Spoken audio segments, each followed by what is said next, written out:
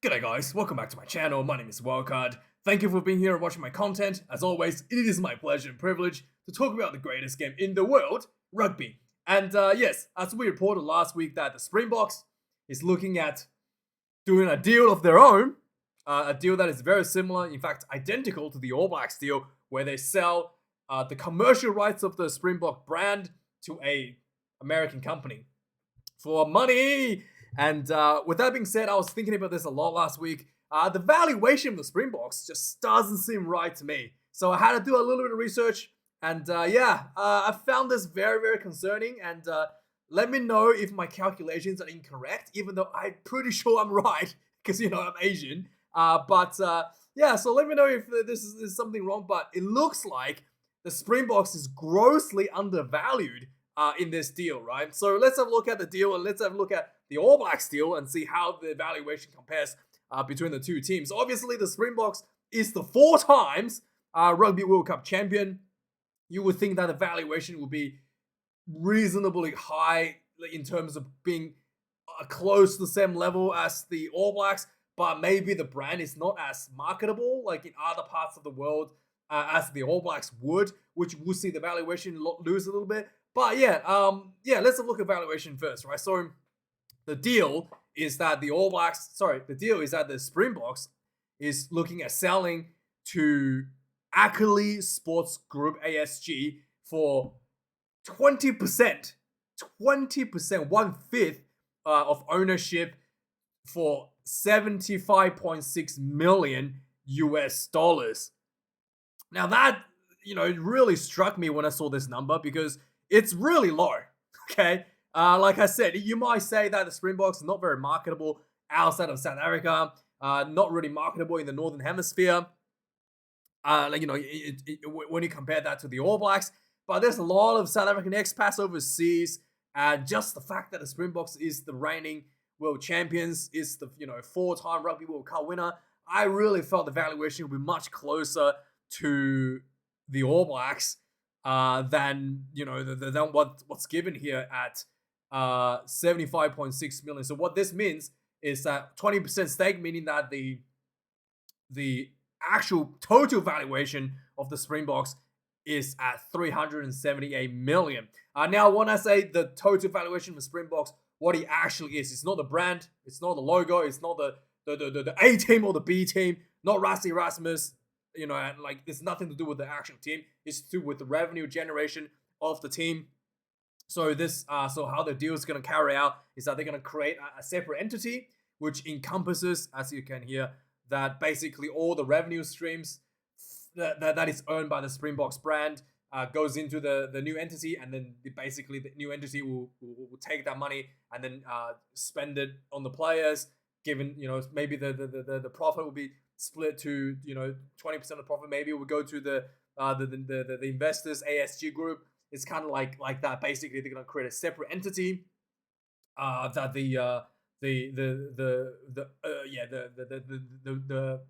the revenue stream will go into, and that's the entity that is actually selling. So the Springboks team itself is not actually selling, but its earning abilities is up for sale. That's basically what is happening. This deal is actually identical to the All Blacks deal. So let's have a look at the setup. So All Blacks is sold 200 million. This is 200 million New Zealand dollars. We're gonna do a bit of a calculation, transitioning. What is it? Exchange rate calculation in a bit. But this deal is also the same. The New Zealand created a new entity called Commercial Co. And this new entity basically oversees all revenue generating assets of New Zealand Rugby. And that's basically exactly the same setup. All the money, all the revenue goes into this entity, and then it's kind of split between all the stakeholders. The All Blacks gets paid, and then whatever is left over, I guess the Silver Lake will take a cut out of it. And then the Silver Lake, not only that, they're paying $200 million, which is a 200 million New Zealand dollars, which is about 123 million US dollars, as opposed to 75.6. So it's already like more money they're getting from just more money they're getting from Silver Lake, but the percentage they're selling is much lower for New Zealand Rugby. They're only selling, right, 5.7% of the total ownership. So yeah, they sold 5.7% of the total ownership for 200 million New Zealand dollars, or 123 million United States US dollars. So only 5%, 5.7% for 123 million, whereas the Springboks is selling 75.6 million for 20%. Yeah, like the valuation for the New Zealand Rugby will see that the All Blacks is valued at over $2 billion, and with the Springboks only valued at 378 million. I mean, obviously, I think that the New Zealand deal, because it includes all revenue by New Zealand Rugby, it includes Super Rugby to some extent. I know it definitely includes Super Rugby, but I don't know if South African Rugby gets a revenue from the URC, but I'm sure they do, right? But I guess that revenue is not part of the deal, which could be why the valuation is a lot lower, because it only includes exclusively the revenue for the Springboks team only, whereas the All Blacks deal does include, I'm pretty sure includes all revenue generated by New Zealand Rugby, which is Super Rugby, Maori All Blacks, I think the girls team as well, the Black Ferns. So anything that's to do with revenue that goes into New Zealand Rugby is added onto the valuation, whereas this deal, based on my understanding, only includes the national team, the South African national team. So yeah, you could argue that it's lower because of that, but still, 2 billion. I mean, you add in the girls team, you add in the Maori All Blacks, and you throw in the Super Rugby. It shouldn't be, 7 times more than the valuation of the Springboks, right? Like almost 7 times the valuation. I mean, you can say that it's maybe 30% more. I don't see the girls team adding 7 times the value over the Springboks, or the Maori All Blacks sevenfold the value of the Springboks, right? And Super Rugby 7-fold the value of the Springboks. You can say, and especially considering that Super Rugby isn't really that profitable at the moment. So yeah, I don't know what's going on. Let me know if I'm missing something here, but it just seems really low to me how this could be a deal that's even being drafted for the Springboks. So next up, the Super Rugby is going to start this weekend, and oh boy, it's going to be good. So the Melbourne Rebels, it's going to beg their fans to show up. They have 3 home round games in a row. Essentially, they got the 2 home round games and then the Super Round, another money, funneling activity to the club. They've been doing this for a couple of years now, and they still couldn't save the club from going under because of poor performances and poor management. And they finally come out and say, we deserve it, we need it, please come support us. I mean, why do you deserve support? You've had over 10 years to get it in order. By the way, right, it's kind of stupid, right? You've already basically, on the path to be rendered non-existent. Now you tell the fans to support you. Why didn't you do this last year or the year before, when you actually had an opportunity to save yourself, right? But no, instead of looking ahead and going, hey, we might go under in a couple of years, and let's really ask the fans to back us, prior. Let's really make sure that the players don't finish on 11th out of 12 teams in 2023, right? Make sure we don't do that. Get some fan traction. Why don't you do, instead they come out this year and say, oh, we will really deserve it this year because we won 2 trial games against the Endurance, against the Waratahs. We deserve it, guys. Time to support. Just really, this is why the Rebels deserve to go under. The only thing you deserve to go under. The fact that you come out and say that you deserve the support of your fans, despite your extremely poor results, shows how entitled and spoiled your team is. And that is exactly why you're in this position in the first place. Because of entitlements, because the players think they deserved everything. They don't need any results. They deserve to just be in the Wallabies, right? They deserve to just be, have everything handed to them. Super round go to Melbourne every year. They just deserved it, right? That's exactly the reason why you're going under. And that is the only thing you deserve, the Rebels, is to go under, okay? All the talent you had over the years, all the opportunity you had over the years, and all you delivered is absolute piss poor performances. And you deserve the support of the fans. Oh, come on, Melbourne, save us. Good luck. I won't be. If I lived in Melbourne, I wouldn't even show up, okay? You deserved to go under. That's the only thing you deserve. You entitled bunch of pricks, okay? Just deserved it. Yeah. My goodness. Just unbelievable how entitled these people are. Anyway, let's move on to England. A team that's less entitled than the Melbourne Rebels.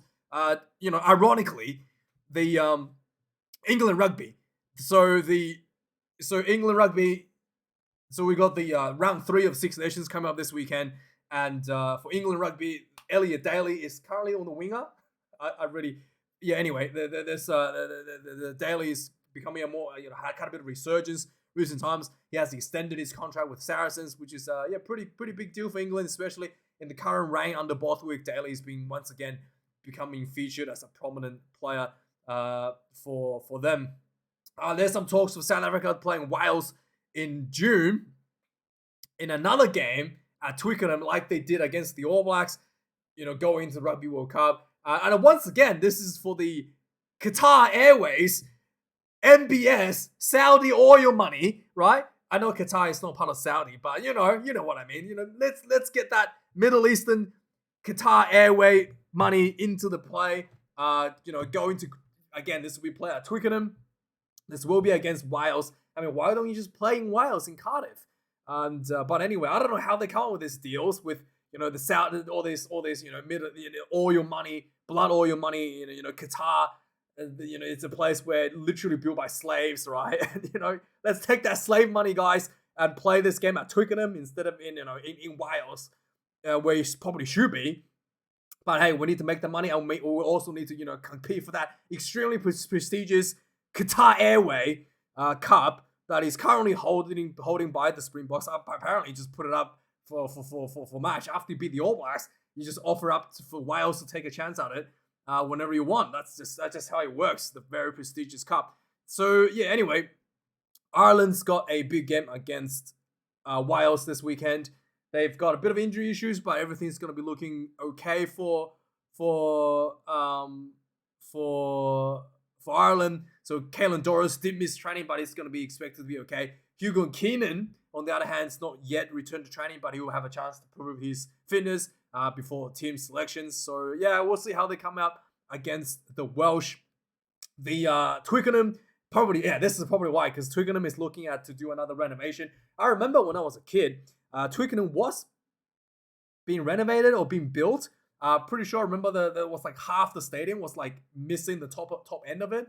I remember watching All Blacks playing England when I was a kid. And then, like, basically they were talking about how they're, like, either rebuilding or extending Twickenham Stadium. They're basically, like, one side of it, instead of, like, this enclosed area, like, this all top part was just, like, missing. It was just, like, it was only, like, this bit here, right? The seats finished here, and all this part up there was not there. I think it was on one side of the stadium. I don't know which side, but yeah, one side of the stadium was just completely missing. And I remember that when I was a kid. So apparently, they need another renovation. They're planning to do a renovation in 2027. There was some talks that were going to move to Wembley Stadium, that they were talking about buying a stakeholder in Wembley, but they decided that the RFU has decided to put that aside and stick with Twickenham. This renovation is expected to go ahead at 2027 during the World Cup year, where the scheduling is expected to be like much lighter because of the World Cup. But yeah, another renovation in Twickenham. Maybe they'll put more levels up here just to fill it up a bit more, right? We'll see what happens. So yeah, the Wales have announced a team to play this weekend against Ireland, and the one name that was changed in the team is the number 10 jersey. So Sam Costello returns to number 10. We had, what's his name, Luis Yuan Lloyd, not Lewis, Lloyd. Yuan Lloyd was put it into. So the first round they had Costello start, and the second round, because Lloyd did such a good job coming off the bench, they gave Lloyd the second round to start, but then they lost to England. So now Lloyd is being dropped back to the bench, and Costello is back at 10 for the Welsh. And the Welsh has been talking about some game plans. They did say that they wanted to play kind of like chaos rugby. They did show a lot of New Zealand rugby style against England. A lot of, loose passes, a lot of offload game. And, the chaotic style rugby is something that the New Zealand rugby is really good at. It takes a lot of skill. It takes a lifetime of practice. So I don't know if the Welsh is going to be able to pull that off, that style off, that thrive under chaos where, just kind of roll the dice and try to get the bounce. Really fast-paced, running rugby, loose rugby, I guess. I just don't know how that's going to work for the Welsh team. But we'll see. Warren Gatland is the GOAT, Warren Gatland. So if anybody's going to be able to do it for Wales, it's going to be Warren Gatland. And we're going to see if it's going to pay off this weekend against Ireland. Hopefully they don't get flogged. And But yeah, this is the team. Let's quickly go through it. We've got Gareth Thomas coming in number 1, Elliot D number 2, Kieran Asirati number 3, Daffy Jenkins, the captain, coming in number 4, Adam Beer number 5, Alex Mann 6, Tommy Raphael 7, Aaron Wingwright, one of the better performers, one of the very impressive performers recently for Wales, coming in number 8. Number 9, Thomas Williams, Sam Costello number 10, Rio Dyer number 11, Nick Tompkins, my favourite Welsh player of all time, comes in number 12, George North number 13, Josh Adams number 14, and Lee Halfpenny at number 15. Just kidding, Lee Halfpenny is not playing. He's injured again for the Crusaders. Cameron Winnett comes in number 15. Replacements, Ryan Elias, number 16. Corey Domachowski, number 17. Dylan Lewis, number 18. Will Rollins, number 19. Mackenzie Martin, number 20. Kieran Hart, D, number 21. Yuan Lloyd, number 22. And Mason Grady, number 23. That's the lineup for Wales. Next up, so yeah, there was some talks from, again, I don't know why I watched this, but I watched a little bit of what do they call it? The Breakdown, the New Zealand rugby show. And John Kirwan came out and said that he wasn't really comfortable with Joe Schmidt taking the job of the Wallabies. But man, the way you treated, there was some talks that Schmidt could have taken over the All Blacks, but he decided to not to because the tradition for the All Blacks is actually for the head coach to transition into the assistant, and Joe Schmidt was the assistant under Ian Foster. So Joe Schmidt, by tradition, would have been the guy that taken over the All Blacks. But the way you guys treated Ian Foster, the way you guys announced his replacement before the Rugby World Cup, all the disrespect the New Zealand Rugby did has left Joe Schmidt no choice but to basically say, I'm not going to take the job. Because think about the position they put Joe Schmidt in, right? They're talking about, we're going to be replaced. And they basically said, we're going to announce the replacement for Ian Foster, who's Joe Schmidt's boss, before the Rugby World Cup. Imagine if Joe Schmidt came out and said, yeah, I'm happy for I'm going to take the job. And then they're like, okay, Joe, you're going to get the job. Imagine how awkward that's going to be at the World Cup. Right? So there's no way Joe could even take the job. Even if he wanted the job, even if he needed, even if he was, like, it's just such a poorly managed transition. And then they obviously probably never even considered Joe Schmidt anyway. They wanted Razor to take over. But just think about how awkward the position, Joe Schmidt was the position. There's no realistic way that he's going to come out before the Rugby will come and say, hey, Fozzie, I'm going to take over your job. There's no way that's going to happen. Just the biggest backstab in the history of New Zealand rugby. All right? No, there's no way he's going to do that. He's no Eddie Jones. He won't do that. He's someone with human decency, right? So Joe Schmidt had no choice to say, hey, I'm not interested in the job for the All Blacks. So yeah, now he's going to support the Wallabies, and John Kirwan's coming. I'm not comfortable. Bad luck. You guys did this yourself. Okay? So moving on. Bit of heartbreaking news here for Will Jordan, one of the most exciting players for the Crusaders. finally, we're gonna see another team winning Super Rugby with all the injuries to the Crusaders. You know, Richie Mwonga leaving. Finally, we're gonna have a chance. And yeah, so Will Jordan is injured for the entirety of the Super Rugby season. He was out for a long time last season as well due to concussion. But yeah, he's got a shoulder injury that needs surgery, so he's gonna be out for the entire season. Yeah, really, really sad for him. Good news for Scotland. Blair Kinghorn is back in the camp. He is the fullback for Toulouse, and he's had a bit of a niggle, and he's now potentially going to be back against England this weekend, which will be very, very huge for Scotland. Blair Kinghorn has done a really good job, basically filling in that whole what's his name? Stuart Hogg left for Scotland, and I thought Blair Kinghorn. I really thought Kinghorn did a better job once he stepped in, and he looks really, really good in fullback, really comfortable, and I think that it's good. It'll be a great addition to the Scotland team. Maybe that little bit of extra that Scotland is looking for with him returning to the fold. Rassie Erasmus has announced a 43-man squad in the alignment camp for the Springboks, including 16 uncapped players for the C team. I guess that's the team they're going to play, the Wallabies, right? The 16 uncapped players.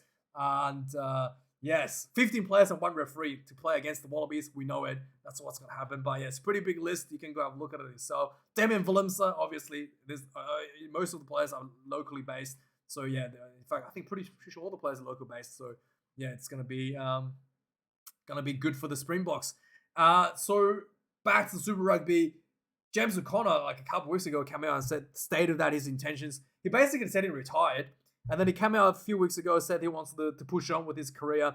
And then he was met with a hamstring injury just before the season started, and he's going to be missing at least three rounds of Super Rugby due to this hamstring thing. He had a bit of knee injury last year where he wasn't able to play to any level of rugby that we're used to. But I actually felt like he came back a bit too early with a knee injury. Like he was back playing like noticeably like heavily strapped with his leg and noticeably not 100%. And maybe that exacerbated some of these issues here. But yeah, another hamstring injury. James O'Connor out of the thing. Yeah, and Melbourne Rebels, speaking of, their tickets couldn't go on sale until Monday this week because they owe money to the venue. So they had to negotiate a deal to finally allow tickets to go on sale. For England Rugby, Alex Mitchell has been ruled out due to I should have probably arranged this a little bit better. But anyway, let's move on.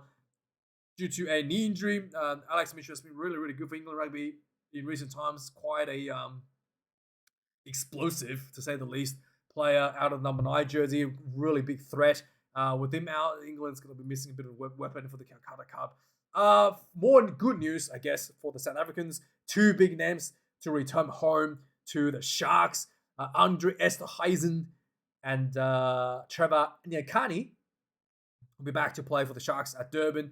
They're both been overseas for a while. Andre has been playing with the Tigers, and then Trevor has been in Rassie 92, I think. Yes, Rassie 92. So both players are going to be returning to South Africa. Handré Pollard has revealed a bit of a mental preparation for his World Cup, and I thought this might be a little bit interesting to reveal it. Like, this is something that is like really high quality mental training stuff that people can think of. So like you and I could think of a little bit about when you're under pressure in life. So Handré Pollard basically saying that, you know, what he did is he preemptively prepared himself mentally during the game. So as the game, progressed towards the end, he knew it was going to come down to like a 3-point kick, and he kind of like let that let that mental that mental baggage set in early, right? So then he kind of like dealt with that mentally in terms of being nervous and in terms of being taking on all the pressure early, and then he kind of forgets about it, and then he played on. When the actual time comes to take the kick, he already dealt with him. He can basically say to himself, I've already gone through all the nervous stuff, all the negativity, all the pressure. Now he's just focusing on kicking the goal, and then he was able to, control his emotions, control himself, stay focused, and land that kick, especially against England, to like win the match for the Springboks. But yeah, so he's basically like told himself that he mentally kind of dealt with the pressure earlier in the game during like a stoppage break, and then when the actual time comes, he can have the confidence to tell himself that I already gone through all the pressure. I'm just gonna take the kick now. I'm ready for this, and that's what got him through to make all those crucial kicks for 100 Pollard. So yeah, the Wallabies documentary, lots of negativity came out of Eddie Jones' mouth about. Anyway, you can go read it. So about how the Wallabies are, being too soft. But yeah, kind of true. But whatever, Eddie Jones. Dan Cole, apparently he needed a permission slip from his wife to play rugby, and he did get permission slip. I didn't know that he was married to Giselle Butcham. But yeah, so he's got permission slip to play rugby for another year, and following Tom Brady's path, I guess. And finally, Reece Patchell is expecting to debut for the Highlanders this weekend. So yes, that's the final bit of news. Thanks for watching, guys. Like, comment, subscribe. Let me know your thoughts about the valuation of the Springboks. Most importantly, hopefully, let me know if I'm missing some details here. Hopefully, everything I said made sense, and I do think that the Springboks are worth more. But how much more? Let me know your valuation. And yeah, thanks for watching, guys. I see you guys this weekend for the reviews for Six Nations and Super Rugby. So it's going to be a lot of videos coming out this weekend. So subscribe, and see you guys later. Cheers.